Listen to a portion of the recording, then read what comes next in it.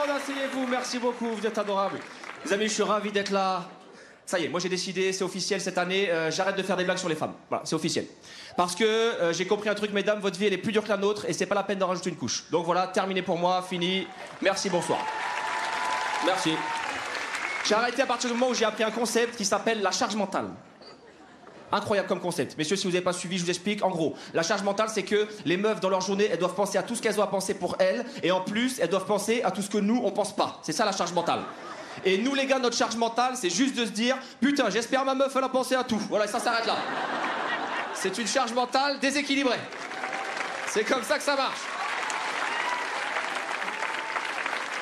Et puis, il y a un autre truc que je trouve très bizarre, les filles. Dites-moi si je me trompe, mais j'ai l'impression que, comment dire, les femmes, vous vous auto-jugez trop mal physiquement par rapport à ce que vous êtes, et nous les gars, on se voit trop beau par rapport à ce qu'on est.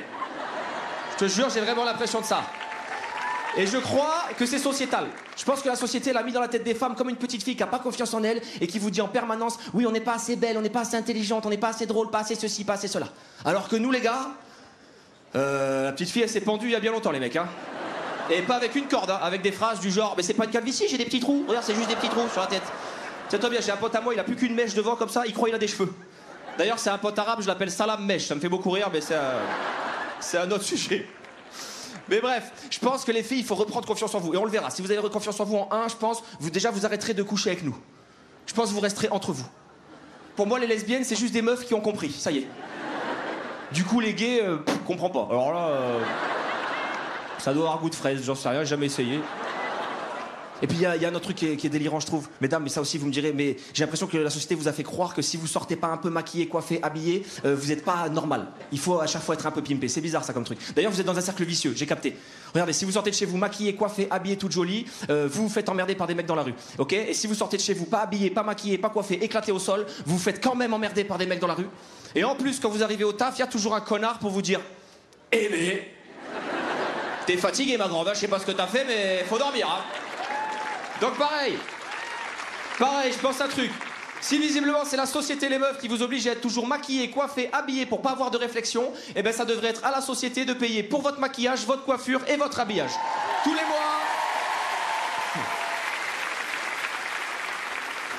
les mois, on devrait mettre en place une cagnotte qu'on appellerait, je sais pas, cagnotte de beauté. Voilà, on met 50 € à l'intérieur et c'est fait pour que vous habillez, vous coiffez, vous habillez. Ça serait bien.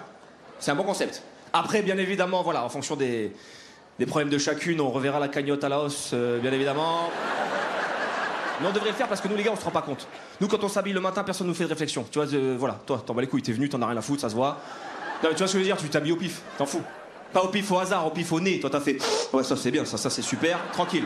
Tranquille. Tu vois, même monsieur derrière a même pas mis les cheveux. Alors là, vraiment, c'est la détente absolue. Lui, il a vu un peu de soleil, cabriolet. Il est parti tout droit, nickel. Et ça, c'est nous, les gars. Alors que vous, les meufs, quand vous vous préparez le matin, il y a toujours un travail qui est fait, c'est vrai. Il y a toujours une direction artistique qui est prise, c'est ça que je veux dire.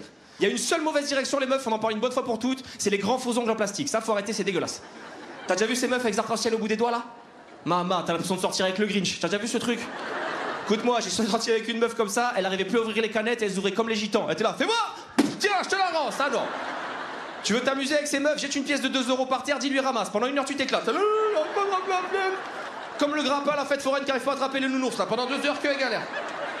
Et j'ai demandé à ma pote au grand ongle, j'ai dit pourquoi tu fais ça, c'est moche. Elle me dit ouais, mais tu te rends pas compte, mais au lit, c'est sexy.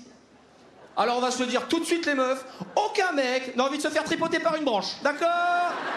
Il y a aucun mec qui kiffe que t'arrives à son oreille et que tu lui fasses je s'appelle Groot. Il y a aucun mec qui kiffe ça, ok?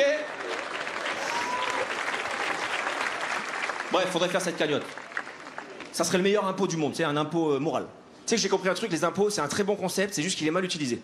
Parce qu'on met de l'argent dans une cagnotte et on répartit en fonction de ceux qui ont besoin. C'est très bien, c'est solidaire, c'est très bien. Mais comme c'est notre argent, je pense que ça devrait être à nous de choisir où va notre oseille. Et là, ce serait parfait. Moi, j'ai déjà réfléchi à ce concept. Je vous jure, j'ai réfléchi à ça. En un, si jamais on fait ce concept, je donne à qui, moi? Aux hôpitaux. Les hôpitaux, les aides-soignants, je donne. C'est hyper important. On a un système hospitalier en France qui est en train de se péter la gueule, il faut le sauver. J'ai pas envie dans 10 ans, moi, d'avoir un accident de voiture, me retrouver dans le fossé. Là, je vois l'ambulance arriver, c'est 2 mecs sur un vélo qui font le bruit de la sirène avec la bouche. 2 débiles. Ils arrivent, ils me disent monsieur, tombez pas dans les pommes, on a plus de défibrillateur, on a que les pinces trop courts, on va te les mettre sur les tétés, mon gars, on va te faire redémarrer comme ça, je le sens pas. Deuxième truc où je donne, et peut-être plus bizarre, mais les chômeurs. Pour les chômeurs, je donne. J'ai tellement pris En vrai, c'est même pas je donne, c'est je rembourse. Tu vois? Ça me paraît légitime. Et le dernier truc où je donne, et là j'espère que tout le monde sera d'accord avec moi, éducation nationale. Pour l'éducation nationale, j'ai la jeunesse, il faut donner, je donne, je donne, je donne. Pareil, le système est en train de se péter la gueule. Je sais pas si vous savez, mais aujourd'hui en France, on a le droit de faire un prof pour 50 élèves. C'est la norme, ça y est. Je me dis, si on continue comme ça, dans 10 ans, il se passe quoi? Le prof de maths, il arrive à la rentrée. Bonsoir, merci 6 x 7, à vous. Qui a le droit, J'ai même vu un article, tiens-toi bien, ils ont titré « Les profs sont en voie de disparition ». Je dis, maman, bientôt, on va falloir les faire s'accoupler entre eux pour les relancer, les mecs. Et là, il faudra faire attention, parce que je fais n'importe quoi, tu mets, je sais pas, un prof de sport, un prof de philo, tu rajoutes un rail de coke, paf, Jean-Claude Van Damme. Et là, c'est n'importe quoi, ça part en couille. Merci de m'avoir écouté, tout le monde, j'ai passé un très bon moment avec vous, merci beaucoup, Jean Lépin, merci. Mesdames et messieurs, Nino Arial. Merci tout le monde. Les amis, on va continuer de garder cette soirée très très haut, puisque